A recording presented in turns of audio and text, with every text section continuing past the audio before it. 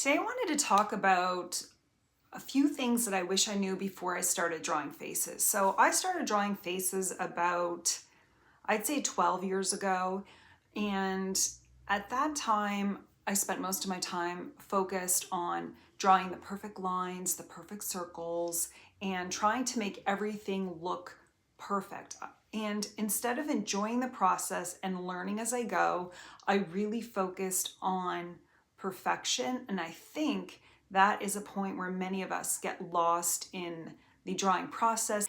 And today I wanted to talk about a few things that I wish I knew before I started drawing faces that would have relieved some of the pressure and avoided falling into that trap of trying to be perfect. And if your art isn't perfect, then you're terrible at art or you're terrible at drawing. Today's video is going to be on things I wish I knew before I started drawing that would have helped me move forward and feel more confident in my art. And I hope you join me.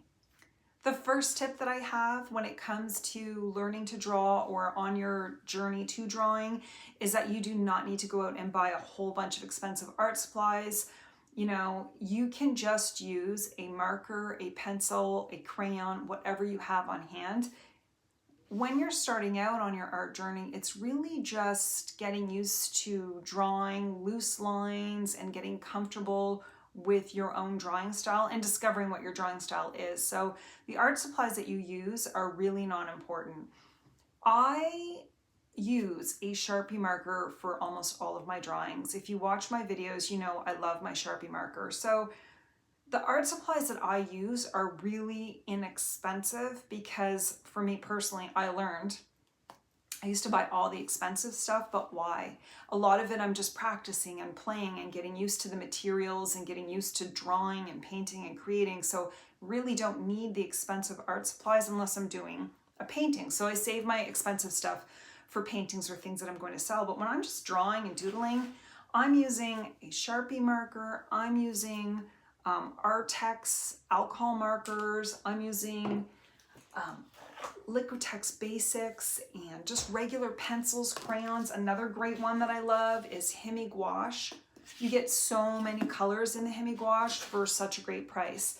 If I'm playing with my oil pastels, all the oil pastels that I have purchased have been extremely affordable and something that you don't feel guilty for purchasing, especially when you're learning to draw.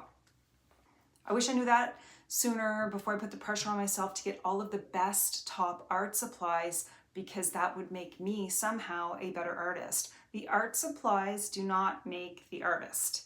It is what comes out of you onto the paper or the canvas.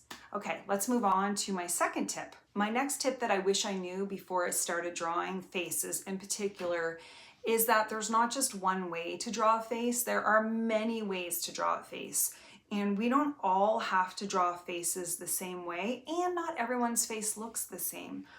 I personally find joy in creating faces loosely, quickly, and differently. I think for whatever reason, I felt like in order to be a good artist, I had to draw perfect faces that looked exactly what I saw in the photo. But really, the inside of me, the internal part, was drawing faces differently, and I found a lot of joy in these kinds of faces.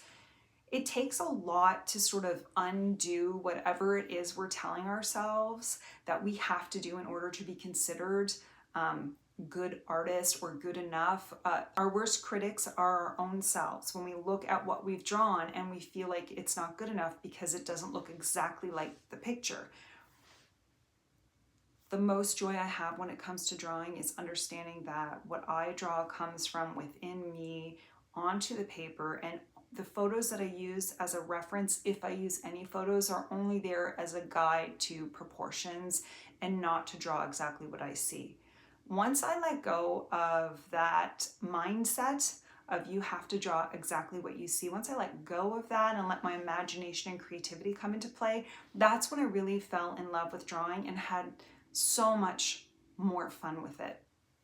So I encourage you to, yes, use photos if you want to as a reference for drawing, but leave the expectation at the door that you have to draw exactly what you see, because you don't. You do not have to draw exactly what you see. And some of the most amazing artists are ones that drew inspiration from what they saw, but didn't draw it exactly that way. They figured out their own way. While you can go online and find all sorts of inspiration on different methods for drawing realistically, I encourage anyone who's starting to draw to leave those expectations at the door and put your pencil to paper and see what comes out and go from there. I did want to mention, for those of you that are just starting out and learning to draw faces, if you're looking for a guide, I have an ebook called How to Draw Faces, and it's your guide to letting go and having fun when it comes to drawing faces. I have a lot of templates in here and guides on how to draw faces, lips, eyes, nose, mouth, and filling in faces and practicing. None of the faces are realistic. They're all just fun and whimsical faces. So I have a few books, ebooks, that you can download. I will leave a link to this if you're interested in it. If not, we're just going to keep going. I've got a ton of videos online on how to draw. So the next tip that I have is drawing loosely. I wish I knew that I didn't have to hold my pencil so tight and try to draw every little detail. Some of the best drawings out there are not about the detail. It's about the feeling you get when you look at the drawing versus the drawing being technically correct. Loose lines, little things, shading, it doesn't have to be perfect. It can be like giving the illusion of a face. The imperfect faces you draw are the ones that end up being the most interesting. Those wonky, weird lines give your drawing a life of its own, and you're creating almost characters. When you are drawing faces for the first time, and maybe it's a little bit wonky or a little bit weird or things are a little bit off, I encourage you to embrace that and look at the things that you've done that you really like. So maybe you're drawing a face and it's not perfect, but what's one thing that you liked about that face that you drew? Different faces, you know, the different kinds of faces that you draw, they're the ones that honestly sometimes look more interesting than when you're trying so hard. So if you let go of trying so hard, you'd be surprised at what comes out onto the paper. So let go of holding your pencil really tightly and trying so hard. Allow yourself to create on paper, draw your faces, and then pick one or two things from those faces that you drew that you really liked. Don't be frustrated. Save those drawings for later that you can pull out in 6 months or a year or even 2 months to see if you've made improvements. And I guarantee if you're drawing regularly, you will make improvements and you will discover your own style. The next tip that I have is enjoying the process. A lot of times when you're drawing faces, you want to get to that end point where you see a lot of people, especially, I talk about this as well, online, where everything looks so perfect and everyone's art is so perfect. But the thing about it is, people aren't showing their bad sketches, the frustrations that they've had, the years of practice, the stacks of sketchbooks that they've had, all the practice that they've put in, all the hours that they've put in to be able to draw the way that they do. Go back to the reason why you started drawing in the first place. So why did you want to start drawing? Why do you draw and want to draw specifically faces? Could be, you know, just because you like to doodle. It's instead of watching TV, you have a passion for drawing. You just want to learn how to draw faces. Enjoy the process and enjoy those small wins. So if you're picking one or two things out that you like about your art, keep going and enjoy the process. Enjoy playing with different art supplies and trying to draw faces, paint faces, and different ways of creating faces. Try all sorts of new things and enjoy the process. Don't focus on the end or final result. In addition, let go of all those heavy expectations that you put on yourself. Let go of them and, like I said, leave them at the door when you walk into your kitchen or wherever it is that you're drawing. Let go of those expectations and enjoy the process. Enjoy the one or two things that you have done really well, the art supplies that you've learned that you really like.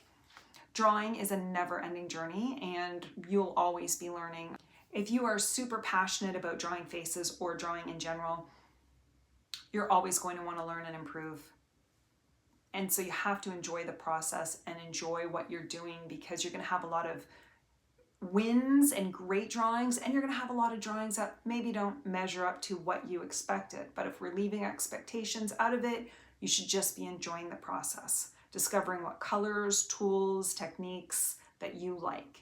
The final tip that I have is that I wish I knew when I first started, which is really hard actually to have when you're starting out, is to have confidence in your own abilities, even if you're at that beginning stage. Even if your faces that you're drawing look weird or strange, you really need to understand that the quirky art is really fun. It's really fun, and people enjoy looking at it, and people enjoy drawing quirky art. There's so many artists out there drawing the fun and funky stuff.